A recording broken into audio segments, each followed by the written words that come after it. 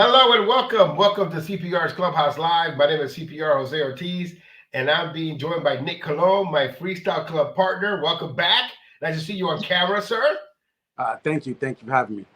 Also, we have the twins, the Santana Twins, the Freestyle Fresh Kids, 1996. The guys with all the equipment in the background. It's an amazing thing to see you guys here on the show. We're here to promote the brand new Nick Cologne, something that we're going to discuss immediately. But before we get started, Nick Cologne, a very tough question for you, probably the hardest question you're going to get this entire interview. Which part of Justice League Infinite Earths is better? Part one, two, or three? Because I still haven't finished all three. I'm gonna say 3. It has a really cool part. There's a scene in one of the other planets, and it's the original, the version of Batman, the animated series. Yes. And it's the last thing they ever had of Kevin Conroy recording and working with. Oh my God, what's the guy's name that plays the Joker? No, the ones that stop. Yeah. But here's the thing: you just ruined it for me. I haven't watched it. Thank you for the spoiler. I appreciate it. All right, we're here to discuss your most current release, "Foolish Need," on Cutting Records TST, Santana Twins label. I'm glad that you guys are still together, collectively working together. I know that previously in 2018 we had "The Broken" by Nick Cologne, which is a great song. And now we got Foolish Need. Nick, tell me a little bit about the song. What inspired the song to be written this way and to be sung this way? Well, getting the song took forever. The first time I heard it is when I first met them. And I feel like it's probably close to like 30 years, right? Wow. Honestly, no, it really is. They used to have this studio in Manhattan, and I had found their number and their AOL account on the back of the Fresh Kid CD. Yeah. And I would stalk them about I wanted an intern. Do you guys remember that or no? No. Nah, I remember you just showing up with Max. No, he didn't show up. No, I didn't know him. But he was there the same day I showed up. There that day. Oh, yeah. That's why I'm thinking you were with him that day. But yeah, I kept talking to you guys about interning with you, and every once in a while I would always hit you up to see, maybe if something changed. And you asked if I could sing, and then you was like, "All right, come down, let me hear you," and that's how it happened. Oh, and Max, didn't you bump into Max in the studio? That's what it was. It was like a little awkward, but he didn't say anything, right? I didn't know him yet. So they were working with this kid named Max, and he was the original singer of "It Was Love" that now Avi did, and he just wasn't. I don't know what would you call it? Just like reliable. He wasn't really into like singing, and he wanted to sing. We knew him from Buffalo, and he had moved down to the city, so he was supposed to be on Freestyle Fresh Kids Volume 2, and he had moved down to the city, so we got together, to finish recording. It Was Love. He was more of a dancer. Yeah, he was more of a dancer, but right. He wanted to sing. So this is a good story. So I end up they play some songs for me, and they want to give me "It Was Love," and they also played "Foolish Need," and I remember it being sung by Sammy Exo. He demoed it, and I instantly was in love with the demo, and I was like, "Can I have that?" They were like, "No," and literally it was like a good solid 15 years begging for the damn song, and they would not give it to me. So I start working on "It Was Love." In another situation, I'm promoting the 2 songs that I did with Pete DOS for his compilation. And I had a show coming up. My cousin was friends with somebody who does choreography and was a dancer. And he was like, "I'm going to hook you up with him." I made a time and date to meet him after I was with the Twins. So I had to go to rehearsal after for my other stuff on DOS records, and I finished recording It Was Love, the first take. I go to the I think it was at a gym or something, and I meet up with his friend, and this other guy is there.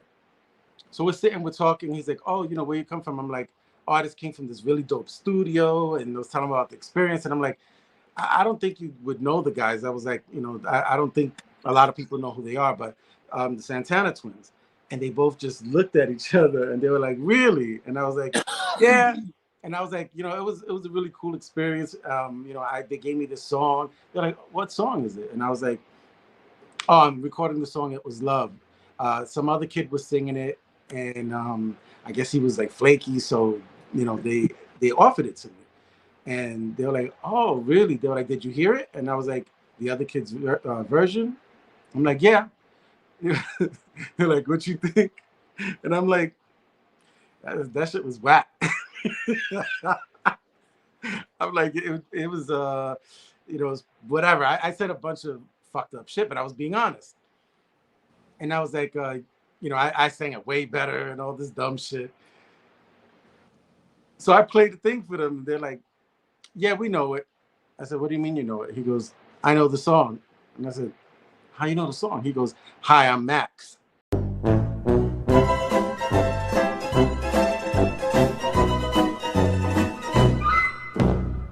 Nick, let me ask you about you always wanting to intern.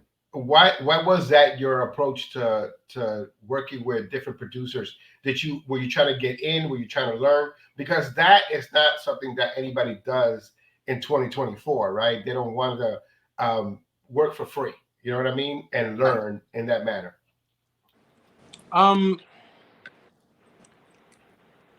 At the time when I was when I was younger and I was trying to be the singer and stuff, I was always told no, and they wouldn't even give me the opportunity to sing, just based on my appearance, because I'm a larger guy. And it was after a long time, after a bunch of no's and no, I was discouraged, and I was like, okay, well maybe that's not where I need to be, and I can still do music in one way or another. So let me try this. And the first place I got was High Power Records, and the same thing. I was told. When I asked him and I told him, I was like, "Oh yeah, I sing," and he just kept saying he was trying to be nice about it. He was like, "Oh yeah, well, get somebody to go to sing your song and then have him present it and I'll listen to it." I was like, "But I sing," and he was just like, "Yeah, so get somebody to sing and whatever." So I knew what it was, and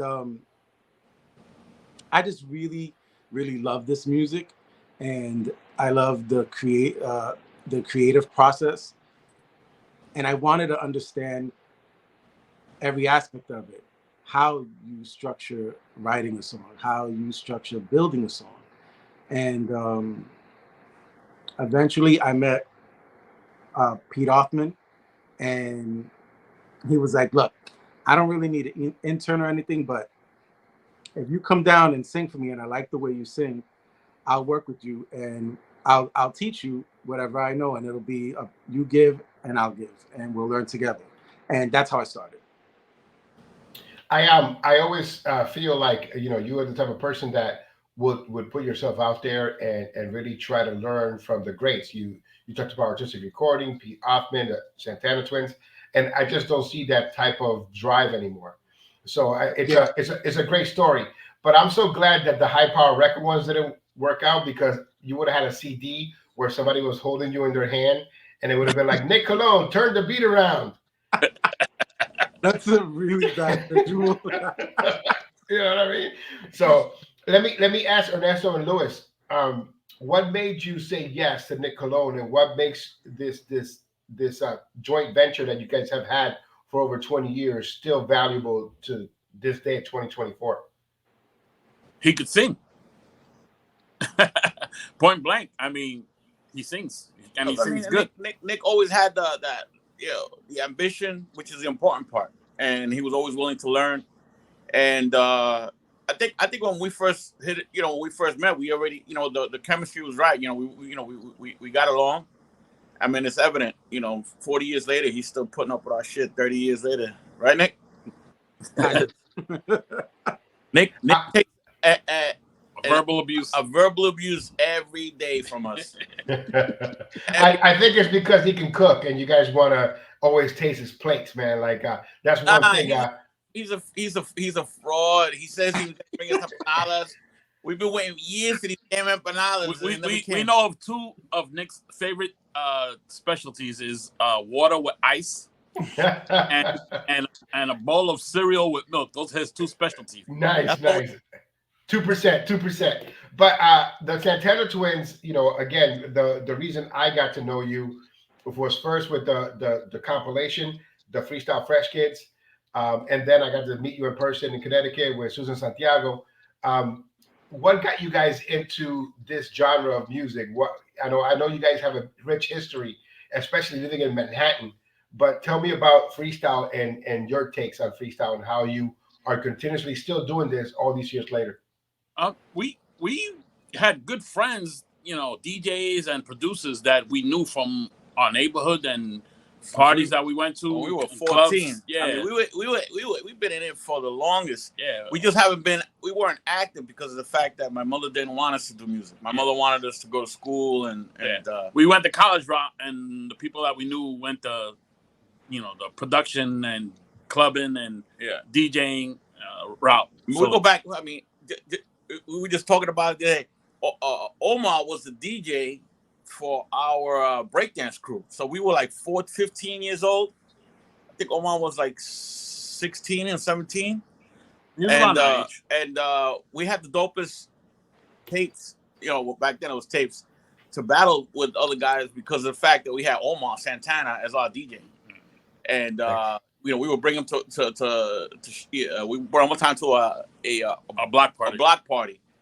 And he was fucking amazing. And he was like 17, 16 years old and shit. So, and then, Albie Nieves, who edited, who was one, I guess, who kind of brought Omar into the scene, with the labels maybe. And Juan Cato from the Blade Runners. Yeah, he used to be the DJ at Lemoore East. So whenever we were in spring break when we were on break from school, we would come down and we would go to Lemoore East and see him, DJ and stuff. And obviously Carlos Barrios was I think doing Fridays and Juan was doing Saturdays, if I remember correctly. Yeah, Juan was doing Friday and Carlos was doing Saturday. Yeah, it was one of the two. And then Juan introduced us to Eddie Frente, which is Rihanna Page's husband. Yeah. And he's the producer that helped us do the Freestyle Fresh Kids. And it's just snowballs. Like, it's not that big of an industry. Yeah. So you meet people in passing or in clubs or in studios, and then you just, Well, we live in Queens, so a lot of the parties and stuff, the high school parties, and then the college days, were all, it was the same circle. Yeah. Like, a lot of the singers were from the Lower East Side of Manhattan, right? Or uptown. Most of them like kind of spread out. Those people, they're Manhattan. So it's the same thing. A lot of the producers and DJs and editors were all from Queens. A lot of them. I mean, Carlos. So we weren't too far away from being in the studio or going to a club that was playing freestyle. I mean, that was the music from those days. Yeah. Let me ask you, who do you think, Nick Colon, takes longer to put out a project, Carlos Barrios or the Santana Twins? That's not a criticism. That is a good thing. Why do you guys take your time? The main reason is that any project that we work on, we both have to be there for the final mix. Yeah. And because of our jobs that we've had for the last 27 years, I want to say. Yeah, 27. It's rough to find us. Even when we lived in Buffalo, we were commuting on JetBlue from Buffalo to New York to catch a plane going, around the world or whatever. So it was always difficult, to have both of us, more than 2 or 3 days in the studio. And, it just... Because for the way our obviously, we're gearheads. So even back then, when we were doing Freestyle Fresh Kids, we did we used to work with a friend of ours, Willie. He had a studio, and he's the one that had the label, Freestyle. What was it? 44 West. And what he did was he bought the equipment that we needed to record, and that was after the Susan Santiago. Yeah. So I guess he kind of saw what we could do with Susan Santiago, which we recorded at our boy Eddie's house, right? And Wilson. And Wilson Yepes. That's what I'm saying. It's like it's all the same people. Yeah, it's like we knew a lot of the everybody. producers. Everybody knew each other. It was just like everybody's really from Queens. I mean, literally, a lot of the people we work with. And Nick, what did you settle with the Santana Twins? I know that you've gotten to work with some of your favorite producers, but what did you settle with them? Why did you stay with them? Was it because they're the most welcoming, or because you thought that you guys blended together the best? It's part chemistry, but also the quality, how they push me. I personally feel like they have gotten the best vocals. I used to have a tendency to sing more falsetto. I did not stay in my lower register, even though I had it. I just didn't do that. And they were the first ones to tell me, like, I know you feel comfortable there, I know you like it, but start here. When you start here, you get to build to a crescendo. If you're already up here, you're not going to have anywhere to go. And then all your notes and everything is going to be in the same space. So just, and the things that I did with them, it just was on another level. It sound better, the quality of the music. Who are your inspirations in the genre of freestyle? It's Carlos Berrios. That's why I wanted to sing. That's why I wanted to do music too. The hope when I was younger, it was just like, I want to work with him in some capacity. And, there's influence from Chris Barbosa, Willie Valentine, Carlos Berrios, the Santana Twins, all these people as like the drive, you know what I mean? You want to have something that sounds like what they were putting out. Vocally, who inspires you vocally, Nick? George Lamond. I think every singer, if you're a singer, you wanna be George Lamond in one way or another. Vocally, that's the vocal Bible of freestyle. There's a few others that I draw from inspiration. George Lamond, Louis Damon, Pose, Lorenzo Delon, George Anthony. Everybody, all those singers were all in a certain range, and like alto, soprano, and that's always been like the big influence. The way their vibrato was, the kind of runs they did, the notes that they could reach. Those are all the things that I wanted to emulate, and not be like a carbon copy of them, but you take from everybody, and eventually you develop your own style, your own way of doing it. Yeah. Forbidden Need, you can hear the influences in the song. Was that purposely done and recorded that way, where you, hey, that's a Lamond, hey, that's a this, that's a that, because you're hitting some really great notes in there. So did you take inspiration from those folks that you just mentioned? It's already there. It's like subconsciously I do it, like whatever runs or anything that's on there, or the way I sang something, it's natural. We just do it in the moment. The way the Twins record vocals is very different from anybody I've worked with.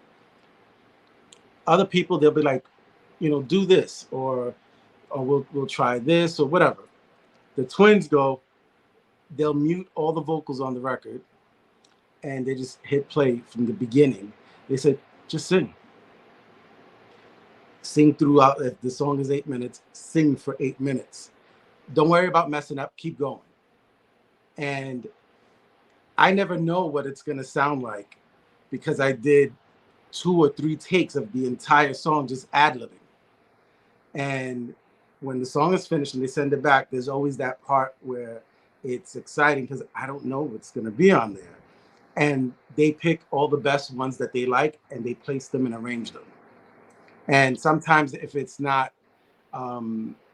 exactly what they want, or maybe they're like, you know what, now that we have an idea with this, let's do it like this. I'll go back in and re-sing it to do like the touch up on the part. But that's how we do it. I heard the dub version and I spun it backwards and it said, "You can't cook like me." It was really nice. I love that. Luis, what are you gonna say? Nick is lying because we make him record maybe 4 hours of ad-libs. You know, and sometimes we only take like two parts, like literally like 10 seconds. Yeah. And we'll be like, okay, we like what you did kind of here, but try this way or try it that way. And you know, Nick just stands there and he gives it to us. But in the end, we're always happy with the product. And as it's like being a painter. You know, Nick allows us to have a whole bunch of different colors to paint, you know, a mural or whatever it is. You know, if you whatever you want to look at it as. But as a producer, you want to have all those possibilities because you never know. Oh, this will fit right here. It could be 2 seconds, but it just adds to that ending of the record where you're getting to the top and you want to finish with that statement. And unless the artist gives it to you, you're always gonna feel like, damn, I wish I could have had this or that. So that's the beauty of you know, working with someone who's willing to just always come back and always try harder and give you exactly what you want as a producer and push the limits. It makes a big difference in a record. And I think, you know, Foolish Need is one of those records where we can point at it and say, hey, you hear that ad lib? Oh yeah, well that shit took like 2 days to get. Yeah, and I appreciate it because I get to listen to the record, and I really enjoyed the production. There was a few parts in the production that brought me back to the '80s, but with a 2024 twist. So I do give you compliments on that. I wanted to ask 2 closing questions for Nick. Nick, you were on the iTunes charts, right? And there's this controversy on social media that being on these charts don't matter, right? Because they allegedly say that anyone can get on them, which is not true. Because if that was the case, anyone that releases a freestyle track will be on that chart. How did it feel for you to be on the top songs when your song was released? I believe you were 6 or 8 when I looked at it. It was definitely really cool. I remember when I saw it, I called my fiance and I was like, yo, I fucking charted. And he's like, what are you talking about? I'm like, the iTunes chart. I was like, the song it charted. I was like, I've never had a song that charted. So yeah, it was very cool. Yeah, that means that people actually bought it. That's just, the only thing sad about that was exactly around the same time Microsoft was having that issue. So it's also all the pre-orders are supposed to download at the same time, but for some reason that one day they didn't. So I don't think Nick's song got as high as it should have because they had those glitches, and then they had the whole day they spent, and I think it was with the Microsoft and the payment side of things. If it didn't register correctly, I know I tried for like maybe half an hour to almost an hour to download it because I had pre-ordered it, and it wouldn't come down. And then my boy in Buffalo, he told me the same thing. He said, "Yo, I bought it, but I can't. It doesn't come down." I was like, I don't know. Yeah, I guess if you pre-ordered it and paid for it ahead of time, like I did, you get it right there and then. But I also got my cassette version delivered to my home. Thank you so much, Santana Twins. But it's a measurement of the quality and what people are really liking, right? So people are always talking about my countdown. How do people get on it? Well, that's something that you can measure, right? Nick Cologne was featured on the iTunes charts, on the Amazon charts, and that means something, right? And so when people go on social media and say anybody can get on it, I say that's cap, right? Because of the fact that if it was true, all the people that I call lower tier will be charting, and none of them do. All the people that feel that they're superstars when they release something, they never chart on those charts. So my compliments to you, Cutting, Santana Twins, for pushing the record. And it was a short push, right? It wasn't like it was pushed for 6 months, right? It was pushed like a brief couple of weeks, but it still made that chart. So you see that there are people that love Nick Cologne and support him, and they want to join him on his journey. Nick, you also talked about your fiance, and you got engaged, right? Have you set a wedding day yet? No, not yet. Not yet. But I was very happy for you at the fact that you came public and you represented you and your fiance, and you shared that moment with us. For me, it was a great moment. It was a tissue moment for me because we've been through the gambit, right? Like you met me, they picked Myrna Lees to perform, not you. Santana Twins got upset with me. You know what I mean? Like it was always a turbulent years. But when you became part of my friend circle, and you were part of the freestyle club, and we just became close. And I don't necessarily or pick people to say I love you to and stuff like that. But I do love Nick Cologne, and I tell him all the time, I'm not afraid for anybody to know.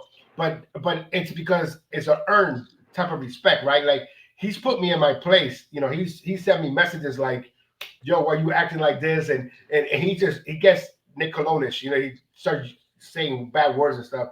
But then I it's crazy, right? But the respect that he has for me and the love that he has for me, I can hear it in the way that he expresses himself to me in our messages, in our conversations. And so I never had that brother type of conversation like that. And so I appreciate you very much, and I'm truly happy for you. And one thing that I wanted to touch with you, Nick, is about mental health, right? A lot of people, especially now because of social media, they're out there trying to become artists, but they're not mentally prepared for the feedback that comes, and then it affects them to the point where they lash out on social media. There have been people on social media lashing out on me because I give them a review of a song that they recorded when they asked me about it. You know what I mean? So how do you think somebody could mentally prepare to be in this genre or any genre of music? Work with these two. The mental abuse, that shit will prepare you for everything. I can't work with the Santana Twins to put them to emotional boot camp. You can't eat, you can't order food, you can be starving. Do it again. Yeah, no it was water. It was a foolish need in my stomach of food right now. Look, the song is out there. When you're creating, you want to keep going. You want to keep going because sometimes they're in the pocket, and when they're in the pocket, you're gonna get what you need out of the artist, and they might think that it's tyrannical, but in fact, we're just trying to we got them in the spot we want them. We want to make sure we get as much as we can at that moment. How does it feel? How does it feel, Nick, that when you're in the studios and you can't eat, but the Santana Twins are munching and they got all their goodies for you? That's some bullshit that be happening. I can see it right now. Before Nick comes now, he brings his food. He makes sure he has food with him already. Or the minute he gets in, he starts ordering the food. Chinese food. Chinese food, bro. Let's get started. He's smart because it takes us about our sessions. For some reason, every time we do a session, it's like 2 hours of bullshitting and jokes and getting the running. So Nick already knows the formula. So he knows that, okay, I'm going to eat because they're not going to make me record. But once you start recording, it's over. You're going to stand there and deliver that song. Yeah, and to touch on what you were talking about, if you're an artist, you have to expect constructive criticism and accept it for what it is. Yeah. You can't be offended by it. I mean, it even goes for producers as well. You have to accept, if somebody says the record, they don't like it, then I'll get you on the next one. Foolish Need is available right now on Cutting Records, TST. Nick Cologne, entice the folks that are watching this right now to get that record and why? It took 7 years to put out. It's a great song. The talent that is on this record is top tier, inspiring, and amazing. It's super special to me to have a record that has, and let me just say thank you to these people. Omar Santana, Carlos Barrios, Albert. Yeah, Albert Cabrera, and these guys. But yeah, it's an amazing thing. Really quick, the guys gave me the best gift. It was my birthday, and he was like, "Happy birthday! Check your mail." And when I looked, it was the All-Star dub. And when I listened to it, I kid you not, I was crying. I had my hair stood up when I was listening to it, and all the little intricate details. And it's just, I'm honored and I'm blessed, and I'm so grateful to have the friendship that I have with these guys. And it's not even friend, we're family. And all the opportunities that they have put me in and introduced me to. And just back to the question, it's amazing. You need to check it out. If you love freestyle, you're gonna love this record, I hope. Ernesto and Luis, thank you for coming on the show. The edited parts of this interview will be in my top secret compartment. The part where you berate me, you yell at me for a half hour, 2 hours, 2 hours of swears each. I'm just kidding. Nothing of that ilk ever happened. But I just want to let you understand that I appreciate the work that you put in. I appreciate the history that you try to share with the community, because that's important. And I appreciate the fact that you guys are here with Nick all these years later, still riding this freestyle thing. And I appreciate you guys for being here. Would you guys like to say anything before you go? Support the record. Yeah, support the record. I mean, It's a good record. To go back to that All-Star edit, so we were doing a regular edit, a dub, and I sent it to Omar, and Omar was like, "Yo, this record's dope, man. I want to get down with the edits." I'm like, cool. Then send it to Albert. Yeah, I get down. And then Carlos was easy because I was like, "Carlos, bro." I said, Omar and Albert, you know, and he's like, fuck.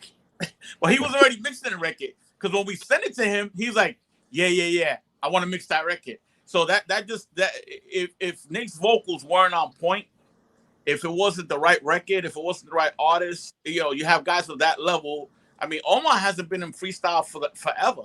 And he came back because he knew, yo, this is a dope record. This is a dope record. It's what you expect to hear, the quality and the level from like back in the day. So, you know, that, we always shout out Nick for his hard work. And this record shows if you push yourself, the how far you can go and the people that are willing to support it. And, you know, Cutting Records. You know, Cutting Records not just gonna put out just like any, you know, trashy freestyle record. And you know, that Nick is a testament to, if you keep doing what you want and what you love, and you put your best foot forward, it'll pay off. I agree with that, Nick. I admire your tenacity, your dedication. I admire that, and it's just not from me getting to know you better as a person and us becoming friends, but I consider you a brother, and I hope that's okay, because what we've been through, on our chats and our conversations, I just feel this closeness to you. And like anytime that I do anything or have an opinion or I need an opinion, I go to you because I know that you're going to answer me, and you're just not going to block me like all of my other friends have done. Willie, please take me back. I'm just kidding. But I appreciate you. And I want to leave with you giving the shout outs that you want to give, any personal ones, any shout outs to your fans, because you do have fans, and to the people that support you. You already did. You already did all the technical stuff with the producers. Now it's time for the nitty gritty with the fans and family and all that good stuff. I just really love and so grateful for everybody and anybody that supports what I do, and everybody that's purchased. I seeing all the people, tag me in it and seeing that they purchased it, it means everything to me. I don't take it lightly. So I just want to say thank you to every single person that has supported the record, that has supported me, became friends with me, follows what I do. I love you guys. Thank you all. Once again, this is CPR's Clubhouse Live. I want to thank the Santana Twins and, of course, Nick Colon for being here. The song is called Foolish Need. It's on Cutting Records, Santana Twins music. You can find it on all your digital distribution sites. And until next time, the CPR is saying goodbye. And remember, it's not who you love, it's how. From the Freestyle Club, we'll say goodbye. Talk to you soon.